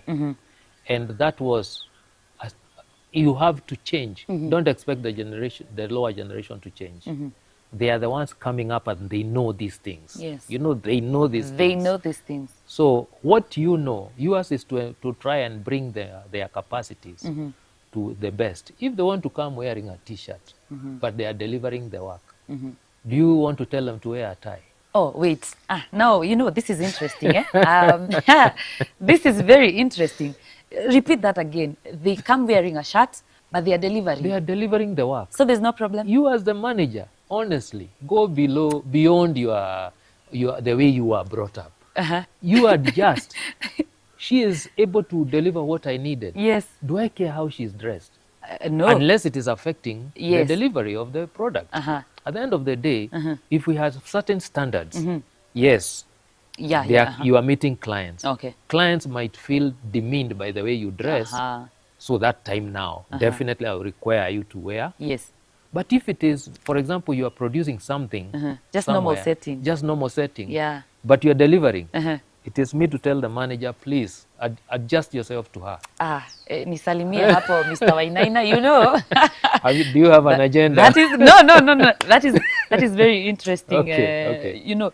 For the Gen Zs, because they've been complaining ati, sasa umeambiwa uvae suti, but haujavaa nguo fupi, haujavaa hata imeraruka, uko tu sawa, but unadeliver. You see, luckily for me, I was in the national mentoring program for university students for over 11 years before COVID. I would go and speak to them, and then I go and speak to the managers. So definitely now you have to bring these managers to be the ones to adjust. Gen Zs are not going to adjust to us. We adjust to them as long as they deliver what we require. Yes. Yes. So one last question, kabla niite Gen Z moja hapa kuja kusalimie hapa kwa show hapa. Kuna point umesema imemfurahisha, naona anacheka. So last question, what must change? Is it the mindset first or is it the systems? Mindset. Because mindset, when you have the right mindset, you'll build a good system. When you have the right mindset, you'll build a good system. Amazing. Yes. Say no more. Hata sitaki uongeze hapo. Nimemaliza. Umemaliza. Hivyo tumemaliza. So asante. Gen Z kuja. Unaona vile amefurahia. Alikuwa anasema kuna mahali ameambiwa sijui avae suti, nini. Unasema aje Gen Z? Well, Wacha niseme tu kweli. Nimesikiza conversation yote. Yes. Point imenishika sana is where you had a lot of pressure. Mwanzo ulimwambia cyber cafe, wewe hadi cyber cafe ni. Mbona unataka watu wajue? Well, si hata mimi najua sana. Okay. Kidogo tu. Yeah. But you mentioned something about Gen Z, and we had a guest mwenye alikuja hapa, ni plumber, hicho niko plumber. Alisema vijana waache kiburi kwa site. And of course it's also good to consider. Yes. Saizi Gen Z akipewa pressure kidogo, just quit. Ana quit. Ana quit. How does that help? How do you solve that conflict between now the giver of the pressure and the receiver of the pressure when they quit? The sender and receiver. You see, actually both of them are right to a point. Yes. But that's what we have been talking about, isolating yourself. So the moment you go and say, well, unaambia mtu mwingine wacha kiburi. First of all, is he doing the work? If he is doing the work, kiburi is a perception. But the job is being done. So you as the person now, mwenye naambia huyu mwingine awache kiburi, stop that. Because if the job is not getting done perfectly, you should not be condescending to that person. Now, when we turn now to the Gen Z themselves, build some capacity to receive criticism, because that's what will build you. I can criticize you to help you grow. But if you decide I have criticized you, you are walking away, you'll never learn. And you are going to meet people who will always want to put you down. Will you always be walking away? You can't. Because tomorrow you still need that job. What if you find 5 consecutive people tell you, "Wewe kijana wacha kiburi"? Do you stop working? No, you don't. So both of them have to adjust. Nice. Yes. So there is another situation that has happened pale hivyo kwa production room. We were discussing with the director. Project manager, jina yake ni kubwa, inajulikana. Yes. Ameenda akaingia kwa site. Yeah. So of course anajulikana. Anajulikana ile jina fulani, ile jina Yeah, ile jina kubwa inajulikana. Yes. So someone used his name on behalf of him bila yeye kujua, without even consent. Akaenda akaharibu kazi. Wow. So kwenda kuharibu kazi, the project manager anapigiwa simu, anaambiwa toka kwa site sai. He's never been there. Hajui ishai happen aje. So how do you solve that problem now as a master? That, you see, now we are coming after the fact. Yes. We can only now make amends. Yes. But in real time, it is very wrong to use somebody's name without their consent. Secondly, if you are not able to deliver the capacity that person delivers, do not use their name. Yes. Go and be measured according to your capacity. The moment you have brought in another name, it's a reputational issue. And in some countries, that could even lead you to being deregistered from the profession. So it is very wrong to do that. And of course, it's very nice now that we have this kind of conversation, because with Keyman stores, haiwezi happen. Because they are verified. They are verified, and everybody is protecting their turf. Yes. Nobody will want to do things that will cost them work. So I think Keyman stores on that one is doing the right thing. We'll have less conflict. Exactly. Yes. I think we may maliza. You know, this conversation has been great. I think you need to come back to this show. I want to come wearing a different hat. You remember we talked about the wellness and the mindset of the people in the business of the hardware guys, the people who are doing the plumbing, the electricians, everybody in the sector, in the community. Because you remember you asked me about the stress? So a lot of these people are also going through a lot, even health issues, health challenges. Yes. It is also my pet project to talk to people about lifestyle diseases. Yes. That's amazing. Yes. There is another chance for you, because hii conversation imekuwa tunasemanga murwa kabisa, imekuwa amazing. Amazing. Just one question. Are you on TikTok? Unfortunately not. So ujui mambo ya gifts, nini, lion? No. Utalan. In fact, I think that that's why it's good to meet you people, because now you expose me to things I ignore because I don't know what to go about them or what it would add to my. But I think that's a conversation we can have. Nimeona TikTok kuna mtu anasema he deserves a gift. Wow. He deserves a gift. So I think you need to open a TikTok account. On the strength of that, yes, I will. I will. So, Mr. Wainaina, I Yes. believe you're in Keyman stores. Yes, I am. And I you even have- have a KS number. Thank you. Tell us your KS number. We want your services. Wacha tuangalie case number Eh, yake hapo. by the way, wacha Will I atuambie remember it tuangalie. offhand? I think I've seen it somewhere. Yes. Nitakuangalia. You can do a search. I can do Yeah, a yeah, search. yeah. I know. Don't worry, I am we- registered. I am in the system. We as Gen Zs, we got you. You got- don't have to worry. And we can actually read out your descriptions. Yes. Oh, Ya nini. okay. Yeah, please check. Simu yangu ina hang. Hii ndio makosa. Hii ndio KS makosa iko hapa. 172. Simu yangu imekwama, ngoja kidogo. Okay. Ngoja kidogo. Don't worry. Umesema KS number? 172. KS number 172, just in a moment. Yeah, we are doing it. So how to practically. search for the case number, just log on to www.keymanstores.com, and of course unaguza pale dashboard and then you have a place to search. So it's 172. case number I s- 172. Yeah. KS 172. Sina microphone. But I hope anasikika. Director anasikika, si ndio? Najaribu kuongea na nguvu. Afanye hivyo. akaribie. Oh, sawa. Karibie. Ndio hiyo sasa. Okay, KS 172 take charge trainers. Trainers. Hey, take You are charge. verified. Take charge trainers. Yes, consultancy, project, financial. These are the services, and then my. description is coming soon. I hope it's really soon. Business features, internet access, inventory management, POS system, and transportation. Go up, and then you can follow them. They have a Facebook, Twitter, and WhatsApp, and of course LinkedIn. And of course you can copy a link and then share it to other people. Yeah. Wow, that's nice. It's nice having you here. Oh, Thank you. amazing, Mr. Wainaina. Thank you, Monica. Tunakuombea mazuri. Yes, Ninaambiwa director. nitoke. Mimi naambiwa Aya, nitoke. kazi yako imeisha. Enda sasa. Thank you so much. All right, karibu. Yeah, so Mr. Wainaina was saying that ubarikiwe sana jamani. Asante. Umetujenga sana sisi kama not hata si watu wadogo peke yake but pia watu wenye wanataka kujenga kule nje. You said you also write business plans for developers and Yes. a lot yenye Mr. Wainaina amesema anafanyanga. Maybe tell them one last thing. Najua nilisema tumemaliza but any other thing that you feel like telling them, one last thing, just anything. I would say this is one sector that will never go lower. It can only go higher. And the more we raise our standards, the more we do better jobs, the more we are responsible on site, the more we take care of the people in the system. It is going to give everybody as a chance to feel that they achieved something in this world. So the construction sector will never change. It can only improve. So our inputs are required. Let's build better system. And even more importantly, let's change the mindset which we found the people in the construction sector having, Yeah. and now bring to encompass everyone and their capacities.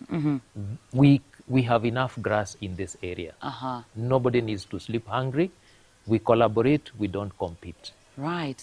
We collaborate, we don't compete. Ladies and gentlemen, that has been Mr. Wainaina, he came today as a master, but next time he will come as a different person, you know, wearing a different hat. Na kuna kitu cha muhimu amesema about let us build better systems.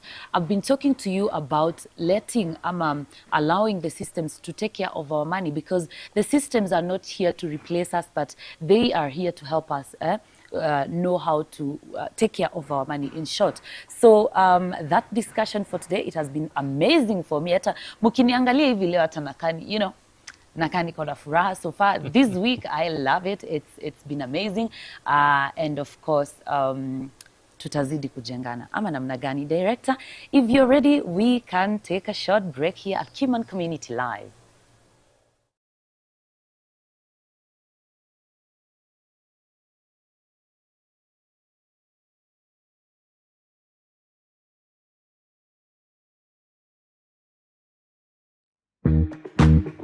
Join the #1 marketplace for builders.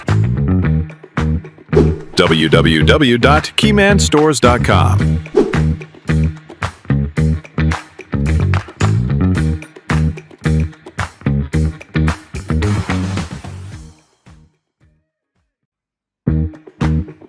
Join the #1 marketplace for builders. www.keymanstores.com.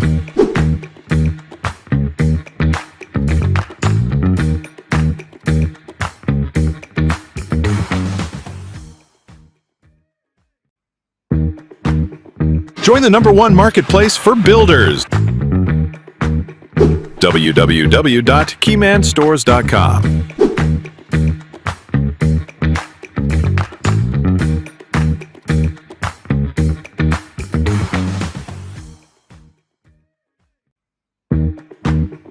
Join the #1 marketplace for builders. www.keymanstores.com. Ladies and gentlemen, I am very happy this morning. It is what time? 9:45. Nimekuwa nikipiga story kutoka 8 a.m. and I'm so excited today. And welcome back. This is Keyman Community Live. I am your host presenter MK PMK. And of course, this is the real deal. I am back again, the big voice in construction. This is Brian Jenga. It's been an awesome conversation here with the master. And of course, we are going to have more and more and more of this. Remember, you can always catch us live on Keyman Stores. Kila siku ya wiki kutoka 8 a.m. to 10 a.m. Kila siku ya wiki means Monday to Friday. Itakuwa ni noma zaidi ya sana. We'll plug you with systems, we'll plug you with how to make money, and of course tuko hapa kukujenga wewe kama builder, mtu ambaye anajenga, wewe kama fundi, mtu ambaye anaenda kazi kila siku, wewe kama mtu wa mkono, mtu ambaye anaingia kazi kila siku, ama umekosa kazi, umefanya nini, tuko hapa kukujenga. And of course we are going to build you pole pole. As we get to build ourselves, you get to learn, and of course tunasonga. This is the 11th episode of the Keyman Community Live. Wapi makofi wewe. 11th episode in it, and of course it's been nice. We've learned so many things, especially leo nimesikia vitu mingi. Leo hata yani director ebu note leo hata sio mimi namwambia kinye. Yeye anakuja kama ameniambia. Ni show off bana. Number 1 nilijua ujui za Iba Cafe. Haina shida. Wewe uko sure wewe ni Gen Z? Wewe ni Gen Z? Director anakaa Gen Z. Yes. Yeah. Of course najua so okay, tunaenda tukilearn pole pole. And of course guest ametuambia kitu moja safi sana. Conflict inaanziwa mwanzo. Pale mwanzo kabisa. And of course you get to experience such wakati umetumia contract, and then kuna conflict, because remember there is a conflict button. In most circumstances kazi ikifanyika lazima kutakuwa na conflict. Si lazima watu wakosane, but conflicts are there. Maybe milestone haikufikiwa, ama kitu haikuwa delivered, ama kitu haikuwa sawa. Conflicts will never end. And it is part of life. And so that is the reason why Keyman Stores gives you a chance or an opportunity to work with a master. Of course, remember, we are buying safe and of course building smart. Na tukiendelea kujijenga hivi pole pole, tunataka pia wewe ujijenge. Wewe ambaye unataka kujenga saa hizi, uko majuu, uko Nairobi, uko wapi, unataka kujenga uko mashinani, ama uko majuu unataka kujenga uko Kenya na uko mbali. You don't have to struggle. Kuna mtu aliniambia ati alihave kutoka Ohio with a direct flight to Kenya. Sijui how it happens, I've never gone there, but alisema alisema alitoka JF Kennedy with a direct flight to Kenya, which is so expensive. Unajua nini alikuwa amekuja kufanya? Kuinstall cameras kwa site. Ndio aweze kuonea huko. So you can imagine the struggle. The trust. Exactly. Hiyo pesa angetumia kwa kitu ingine. Angesave a lot, angeoptimize a lot of resources. Ama pia angenitumia. You see.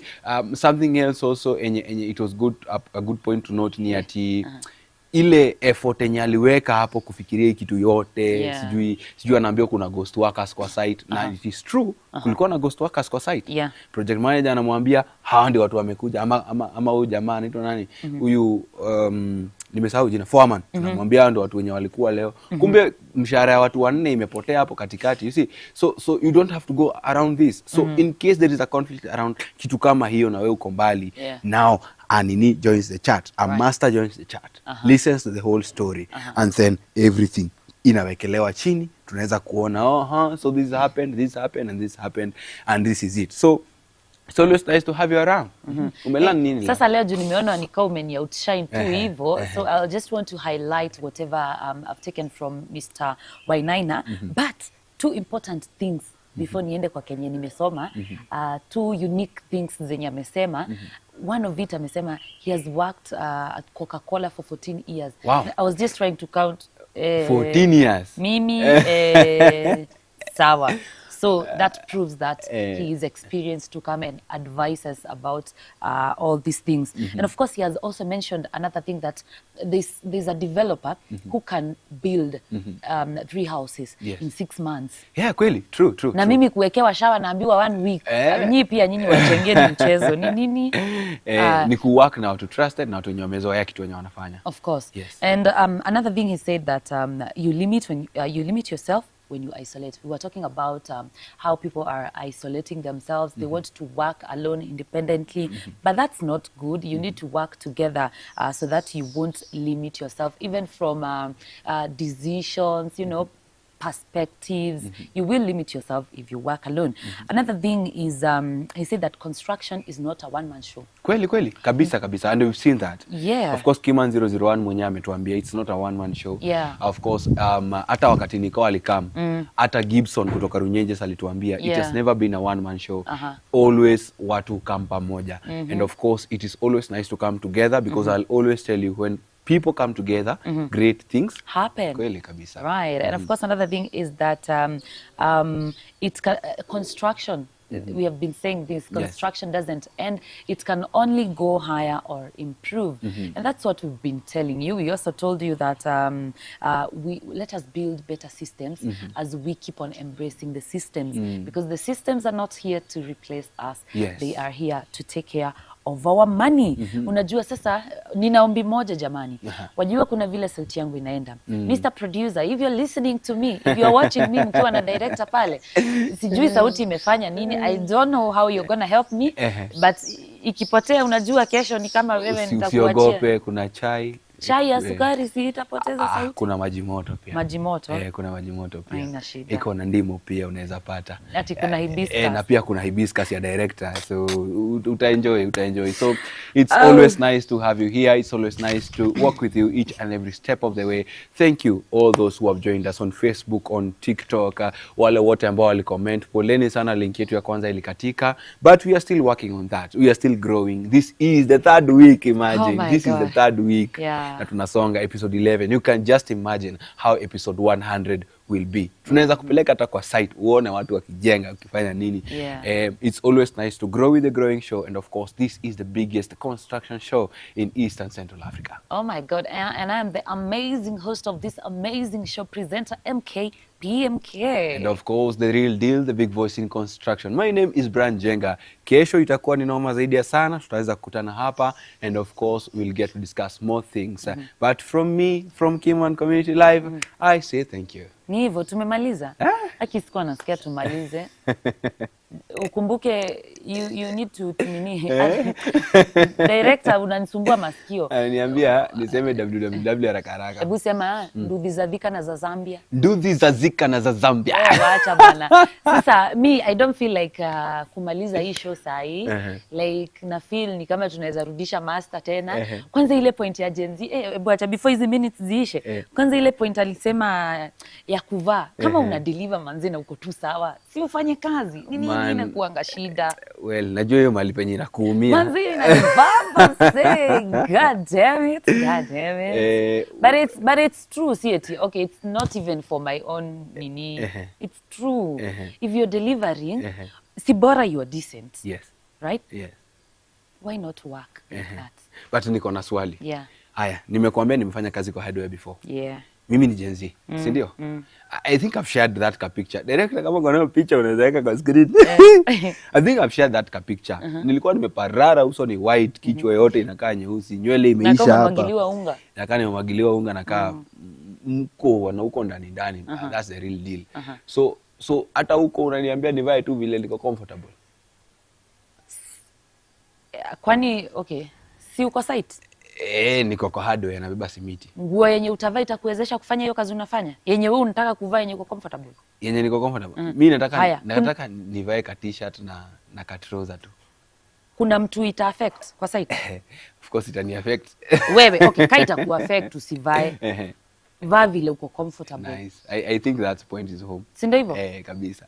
si tumalize basi. Yeah, Wewe ulikuwa umesign out. Mimi nilikuwa nimesign out. This is the real deal, the big voice in construction. Tukutane kesho. At www.keymanstores.com. Ladies and gentlemen, that has been amazing. The amazing Keyman Community Live on a Tuesday. Today is on a Tuesday. Leonis? 17th. Yeah, 17th. Tarehe. Ni kama mwisho wa mwezi inakaribia hata sinakumbuka. Ni tarehe 17. Right. Asanteni sana for tuning in. A big shout out to these people, our director, Mr. Brian, our producer, Mr. Keyman, my videographer pale, you know, TikTok, a blessing, and of course, ulini direct kidogo, lakini wewe unanishautianga kwa masikio. Wewe ndaku appreciate kama nini, kama my co-host. And of course, our master for today, Mr. Wainaina. I have been your amazing host. Oh, nimesahau nilikuwa nianze. I have been your host, the amazing presenter MK PMK. See you tomorrow, same time, same place. It's a wrap.